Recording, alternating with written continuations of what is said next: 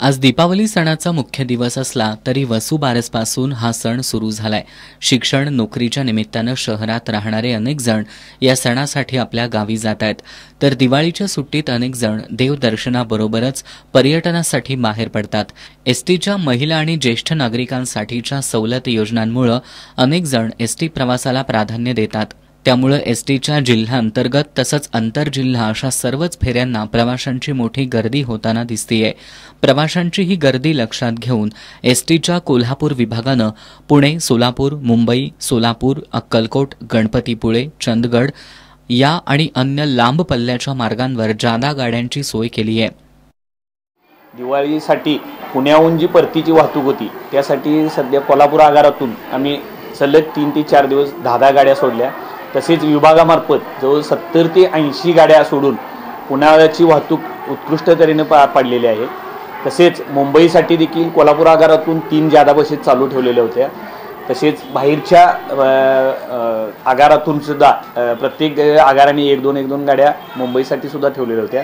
तर मुंबईची व पुण्याची वाहतूक कुठल्याही प्रवाशांना अडथळा न होता योग्य रीतीने पार पडलेलं आहे। आता सध्या परतीच्या वाहतुकीचे नियोजन विभागामार्फत केलेले आहे।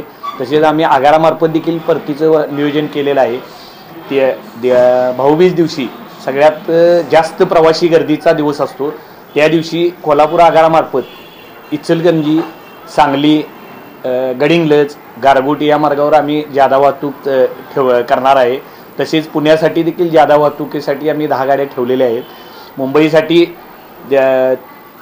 भाऊबीजपासून 2 गाड्या आरक्षणासाठी उपलब्ध करून दिलेल्या आहेत। तसेच नांदेडसाठी 10:30 वाजता एक गाडी चालू केलेली आहे सकाळी। अक्कलकोटसाठी संध्याकाळी 8:30 वाजता एक गाडी चालू केलेली आहे। कारण दिवाळीचे सुट्टीमध्ये प्रवासी अक्कलकोट, तुळजापूर किंवा गणपतीपुळे या ठिकाणी जातात। त्यासाठी तुळजापूर अक्कलकोटसाठी संध्याकाळी गाड्या ठेवलेल्या आहेत। तसे गणपतीपुळेला सकाळी 6:15 व 8 वाजता जादा बसेस आम्ही आरक्षणाला उपलब्ध करून दिलेले आहेत। तसेच मुंबईसाठी देखील वाहतुकीच्या दृष्टिकोनातून आरक्षणाला गाड्या उपलब्ध करून दिलेल्या आहेत। सदर आरक्षणाचा सर्व प्रवाशांनी फायदा घ्यावा। दरम्यान प्रवाशांना दिवाळी सणाच्या निमित्तानं त्यांच्या इच्छित स्थळी पोहोचवण्याच्या कर्तव्यात सहभागी असणाऱ्या एसटीच्या चालक वाहकांना आपल्या घरी जाऊन अभ्यंग स्नान करता येत नाही। एसटी प्रशासनानं कोल्हापूर बस स्थानकात या कर्मचाऱ्यांसाठी अभ्यंग स्नानाची व्यवस्था केली होती। 106 कर्मचाऱ्यांनी या उपक्रमाचा लाभ घेतला।